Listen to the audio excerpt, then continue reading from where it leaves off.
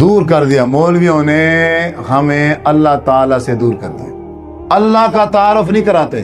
کل خانی میں چلے جاؤ, جمعراتے میں چلے جاؤ, چلیسمے میں چلے جاؤ, ورینے پہ چلے جاؤ, میلاد پہ چلے جاؤ, کسی پروگرام پہ چلے جاؤ, فلاں بابے نے یوں کر دیا, فلاں بابے نے یوں کر دیا, فلاں بابے نے یوں کر دیا, فلاں بابے نے یوں کر دیا. اور پیر عبد القادر جیلانی رحمۃ اللہ علیہ نے وہ شادی کا ایک بیڑا جا رہا تھا برات والا, 12 سال کے بعد وہ ڈوب گیا تھا سمندر میں ڈوبا رہا. کتنے سال ڈوبا رہا؟ 12 سال سمندر کے پانی میں ڈوبا رہا. 12 سال کے بعد پیر صاحب نے اس کو پار کر دیا. 12 سال کے بعد جو ڈوبے ہیں ان میں کیا بچا؟ اچھا, پھر پیر صاحب کو کیسے پتا چلا بھئی یہاں جو ہے نا جو بیڑا تھا, جو کشتی تھی وہ ڈوب گئی؟ انہوں کو کس نے کہا؟ اور نہیں جی, وہ جو ڈوبے تھے نا انہوں نے کہا تھا یا غوث اعظم. ٹھیک ہے, جب انہوں نے یا غوث اعظم کہا تو یہ آواز پیر عبد القادر جیلانی رحمت اللہ علیہ تک کیسے پہنچی؟ فون تو تھا نہیں, اور کوئی ذریعہ بتاؤ. پھر جب پیر صاحب آئے اس کشتی کو پار کرنے کے لیے, وہ سمندر کے اندر کس بحری جہاز پہ گئے؟ آپ کو بھی سمجھ نہیں آئے گی یہ بات, کسی مسلمان کے دماغ میں آنے والی یہ بات نہیں ہے, لیکن پھر بھی مانتے. دلیل کیا دیتے؟ وہ کہتے ہیں بہت ساری ایسی باتیں قرآن مجید میں ہیں جن کو دماغ نہیں مانتا, جن کو عقل نہیں مانتا, ہم اس پر ایمان رکھتے ہیں. ہم اس پر کیا رکھتے ہیں؟ ایمان رکھتے ہیں. بھئی اصحاب کہف تھے, 15واں پارہ سورۃ کہف. اللہ تعالیٰ نے 309 سال اصحاب کہف کو غار میں سلا دیا, نیند آ گئی. 309 سال کے بعد وہ اٹھے اور انہوں نے کہا, کسی نے کہا آدھا دن ہوا ہے, کسی نے کہا 1 دن ہوا ہے, اسے کوئی خبر ہی نہیں ہے. اب وہ کہتے ہیں یہ ممکن ہے کہ 309 سال بندہ سو سکتا ہے؟ وہ مان لیتے ہو, یہ نہیں مانتے ہو. مقابلہ دیکھو کیا ہے. بھئی وہ ہم اس لیے مانتے ہیں, وہ تو قرآن مجید میں لکھا ہوا ہے. اللہ تعالیٰ نے حضرت جبرائیل امین کو وحی دے کے ہمارے آخر نبی حضرت محمد صلی اللہ علیہ وسلم پر اتارا ہے. ہمیں ہمارے نبی نے کہا ہے جب ہمارا نبی ہمیں کوئی بات کہہ دے گا, وہ میری عقل میں آئے یا نہ آئے, میری سمجھ میں آئے یا نہ آئے, میرے ایمان کا تقاضا یہ ہے کہ جس طرح حضرت ابوبکر صدیق نے کہا تھا نا ابو جہل کو, ابو جہل نے کہا میں کہتا نہیں تھا تمہیں کہ نعوذ باللہ حضور جھوٹ بولتے ہیں. اب دیکھو آج نیا شوشہ چھوڑ دیا ہے کہ میں راتوں رات معراج کر کے آ گیا ہوں, مسجد اقصی بھی گیا ہوں, پہلا آسمان, دوسرا, تیسرا, سدرۃ المنتہا, پھر واپس بھی آ گیا ہوں. ابو جہل نے حضرت ابوبکر صدیق سے کہا, حضرت ابوبکر صدیق رضی اللہ تعالیٰ عنہ نے فرمایا آپ کو یہ بات کس نے کہی ہے؟ اس نے کہا ابو جہل نے, میں خود اپنے کانوں سے حضرت محمد صلی اللہ علیہ وسلم سے سن کے آ رہا ہوں. حضرت ابوبکر صدیق نے فرمایا اگر اللہ کے نبی نے کہا ہے تو پھر سچ ہے. پھر کیا ہے؟ پھر سچ. حضور نے کہہ دیا ہے 309 سال, حضور کہہ دیتے 3,09,000 سال, تو کیا تھا؟ سچ. قرآن کہہ دے کہ حضرت عزیر علیہ السلام 100 سال اللہ تعالیٰ نے ان کو موت دے دی, 100 سال کے بعد ان کو اٹھایا. بیت المقدس ویران تھا, جب 100 سال بعد اٹھے آباد تھا. قرآن نے کہا ہے آمنا و صدقنا, آمنا و صدقنا. قرآن نے کہا ہے سچ ہے, حضور نے کہا ہے سچ ہے. اگر یہ بیڑے والی بات قرآن میں آ جائے, اگر یہ کشتی والی بات محمد الرسول اللہ صلی اللہ علیہ وسلم کے فرمان میں آ جائے, آپ صلی اللہ علیہ وسلم نے قیامت تک ہونے والے واقعات کی خبر دی ہے.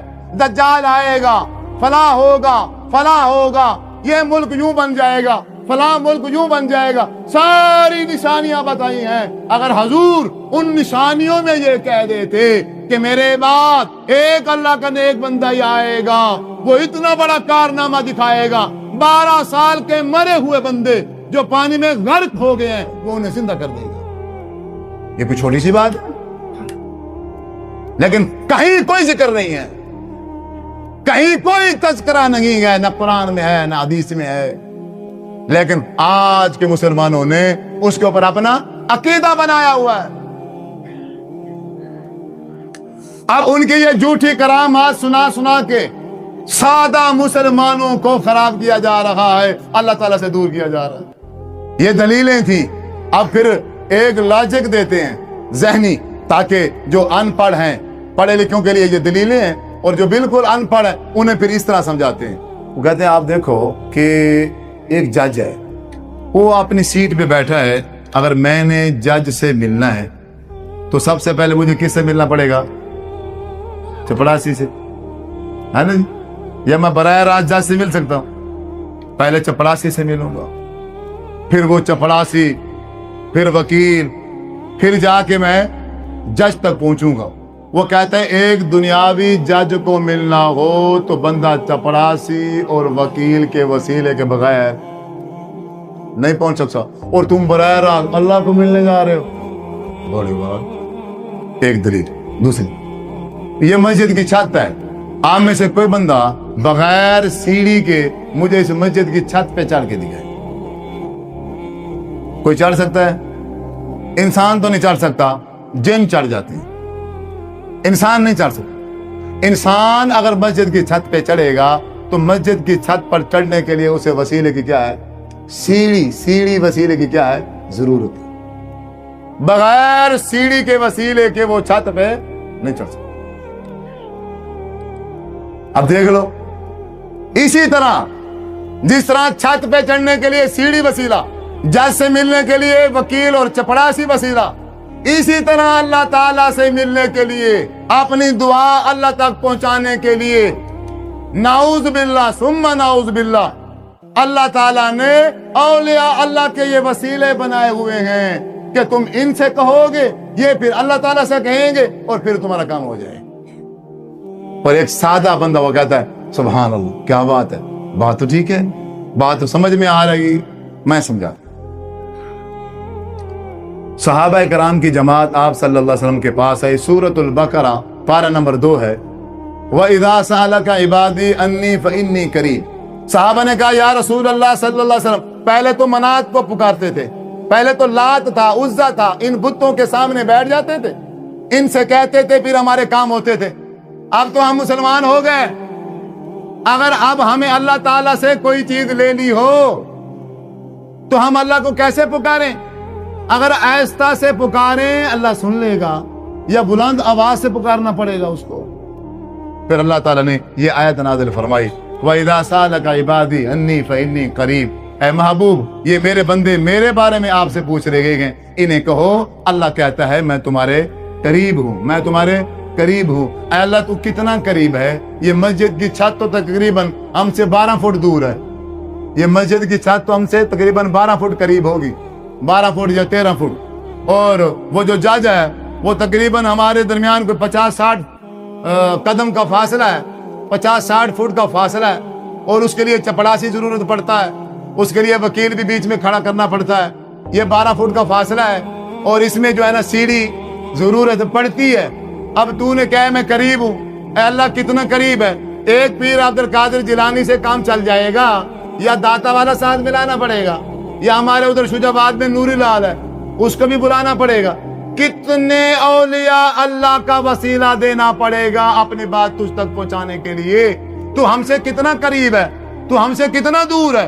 अल्लाह ताला ने कुरान मजीद में दूसरे मकाम पे इरशाद फरमाया, सूरतुल काफ है, पारा नंबर 26 है, अल्लाह फरमाते हैं व नहनु अक़रबु इलैहि मिन हब्लिल वरीद। ऐ महबूब, आप अपनी उम्मत से कह दें कि मैं इनसे, इनकी शारक से भी ज्यादा करीब हूं।